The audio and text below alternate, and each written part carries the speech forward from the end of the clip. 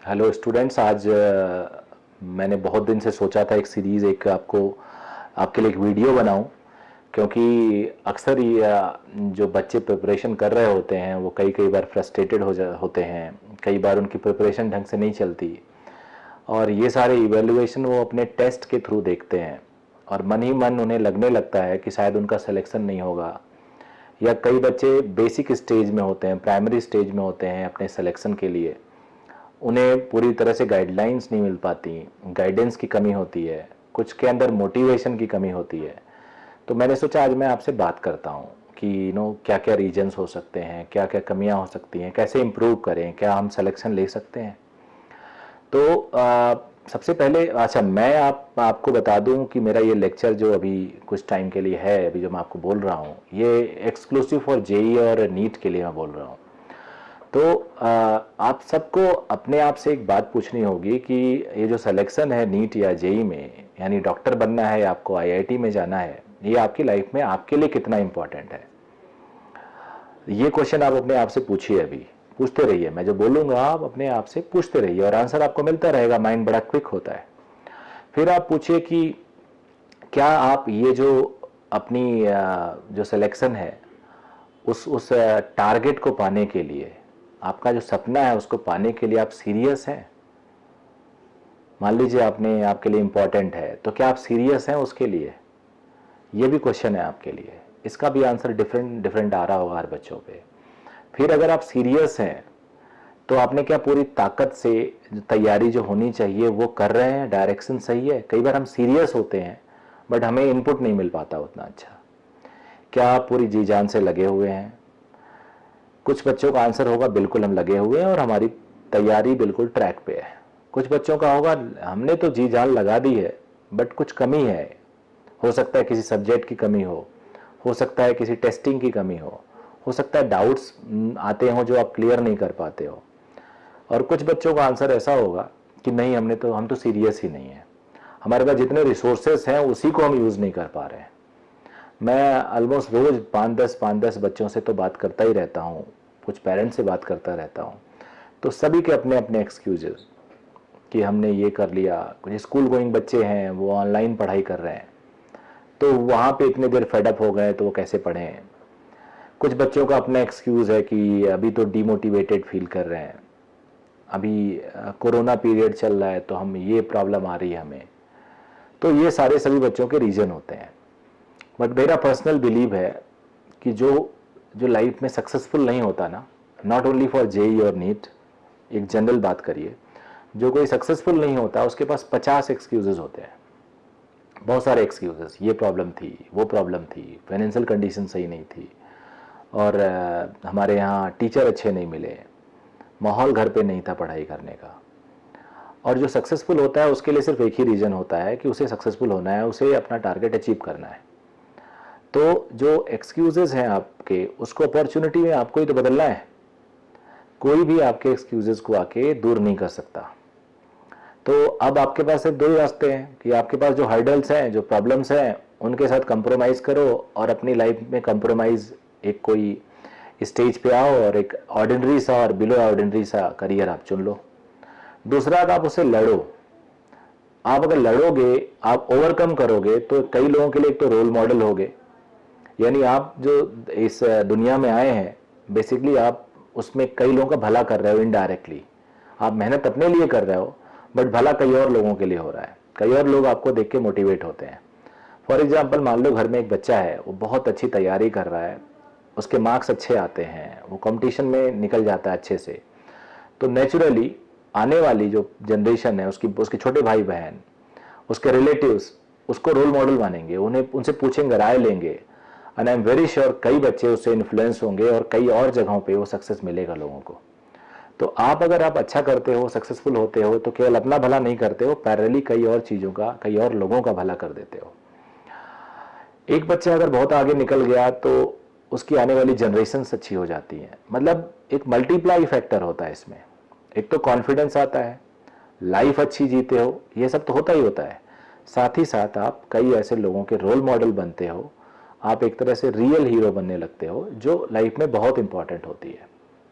अब प्रॉब्लम ये है कि मैं आज के लेक्चर को बहुत लंबा नहीं खींचना चाहता।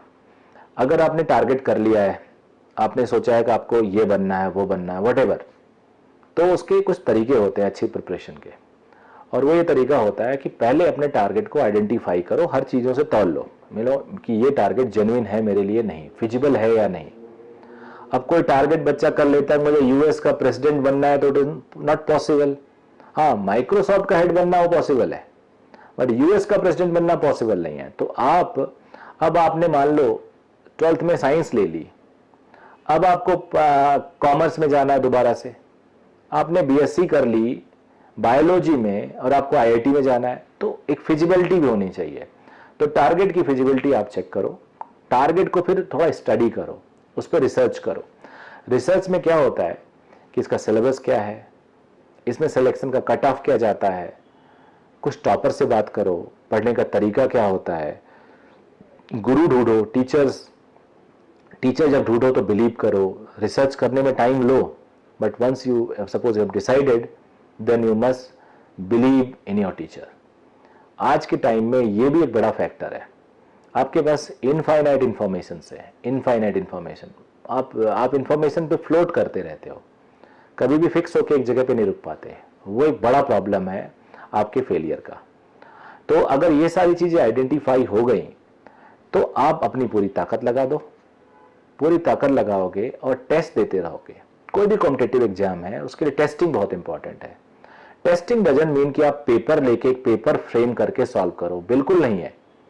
ये आप लोग कंफ्यूज मत होना, लोग आपको कंफ्यूज कर सकते हैं कि टेस्ट का मतलब एग्जामिनेशन पेपर बना के सॉल्व करो, बिल्कुल नहीं। आप क्वेश्चन सॉल्व करो, अनसॉल्व क्वेश्चंस ट्राई करो और उसके आंसर लिखो, फिर उसके बाद उसको कंपेयर करो कितना टाइम आपको लग रहा है। फिर धीरे धीरे जब आप पूरा चैप्टर खत्म करोगे तो उस चैप्टर में जितने भी क्वेश्चन पास्ट ईयर्स में उस कॉम्पिटिटिव एग्जाम में पूछे गए हों उससे आप रिलेट करो अपने आप को और देखो आप क्या सॉल्व कर पा रहे हो, नहीं कर पा रहे हो। पूरा आपने अपनी तरफ से सिलेबस खत्म कर लिया, उसके बाद भी आपसे क्वेश्चंस नहीं हो रहे हैं, इट मीन्स कहीं ना कहीं प्रॉब्लम है। अब वो प्रॉब्लम भी आपको ही दूर करनी है। क्या होता है आपके टीचर के लिए, आपके इंस्टीट्यूशन के लिए, आप एक ऐसे बच्चे हो जैसे और बच्चे हैं, 99 और है, सपोज करो 100 की स्ट्रेंथ है, बट आप अपने लिए सिंगल हो तो आपको अपने लिए ज्यादा पेन लेना होगा। और ये तभी पॉसिबल है जब आप सीरियसली एफर्ट करो अपने टारगेट के लिए। अब देखो सक्सेस ने लोगों को बेसिकली सक्सेस ने लोगों को इस मुकाम पे पहुंचा दिया है कि आज जो कोरोना है, इसने बड़ा, आज कोरोना पीरियड चल रहा है, हम लोग सब लॉकडाउन में हैं, घर से काम कर रहे हैं, रेस्ट्रिक्टेड मूवमेंट है, तो जो सक्सेसफुल लोग हैं उनके लिए काफ़ी प्रॉब्लम सॉल्व हो गई है, कोई प्रॉब्लम ही नहीं है। आप अपने सराउंडिंग में स्टडी करो, मैक्सिमम लोगों का सिचुएशन इस टाइम डाउन है, वहीं पे कुछ लोग बहुत ज़्यादा फर्क नहीं पड़ा है। डाउन सबका है लेकिन कुछ लोग का कम फर्क पड़ा है। ये वही लोग हैं जो उस टाइम बहुत अपना राइट पाथ चुना, करियर चुना। हालांकि इसमें एक्सेप्शन भी है, कई लोग बहुत मेहनत करते हैं बट ये कोरोना पीरियड ने उनको नुकसान भी पहुंचाया है। तो कोरोना को अगर हम छोड़ दें तो नॉर्मली देखा जाए तो वो लोग ज़्यादा सक्सेसफुल होते हैं या ज़्यादा अच्छा करते हैं जो शुरू से डिटरमिन्ड होते हैं, फोकस्ड होते हैं। और इसके लिए कोई ज़रूरी नहीं है कि एकदम स्टूडियस हो, टारगेट कर लो आपको डॉक्टर बनना है, टारगेट कर लो आपको जेई में जाना है, आईआईटी करना है, ऐसा बिल्कुल भी नहीं मैं कहता हूँ। मैं कहता हूँ जब बच्चा प्रिपरेशन करे, जब प्रिपरेशन स्टार्ट करे तो वो ये फोकस करे कि मुझे ये सिलेबस कंप्लीट करना है और इससे रिलेटेड कितना भी क्वेश्चन कोई पूछे कहीं से तो मैं सॉल्व कर पाऊँ। अगर आपने सिलेबस को कंप्लीट कर लिया टाइम से और रिवीजन कर ली, उसके क्वेश्चन सॉल्व कर लिए, तो कंपटीशन कोई भी हो उससे रिलेटेड आप क्रैक कर जाओगे, आसानी से क्लियर कर जाओगे। यही फोकस आपका होना चाहिए। सिलेबस आप पूरा टाइम से कंप्लीट करिए। अभी जैसे अब हम लोग फोकस कर रहे हैं जेई के लिए, हम लोग फोकस कर रहे हैं नीट के लिए। तो जेई और नीट जुलाई में अनाउंस्ड है, इस साल 2020 की बात कर रहा हूँ। 2020 जेई और नीट के लिए अभी भी आपके पास 1.5 महीने से ज्यादा का टाइम है। 1.5 महीने का टाइम इतना टाइम होता है कि आप बिल्कुल स्क्रैच से स्टार्ट करें, जीरो से स्टार्ट करें, तो भी आप एक अच्छा खासा मुकाम ले सकते हो, अच्छा खासा स्कोर कर सकते हो। बट मैं मैक्सिमम उन बच्चों से आज डिस्कशन कर रहा हूं जो प्रिपरेशन किए 1 साल 2 साल। आप सोचो जरा, 2-2 साल 1-1 साल करके आप फेल हो जाते हो, तो पेन नहीं होता, आप पूरी ताकत लगाते हो, पूरी रेस में एकदम आगे रहते हो, आखिरी के 100 मीटर पिछड़ जाते हो आप, आखिरी के 10 कदम आप पीछे हो जाते हो, 10 नंबर से पीछे हो जाते हो। इस साल भी कहीं ऐसा ना हो जाए आपके साथ। अगर इस साल आपके साथ ऐसा हो गया तो आपके लिए फिर प्रॉब्लम है, फिर 1 साल बाद मौका मिलेगा और पता नहीं आप दोबारा ट्राई करोगे या गिव अप कर दोगे, या आपके पेरेंट्स आपको सपोर्ट करेंगे कि नहीं करेंगे।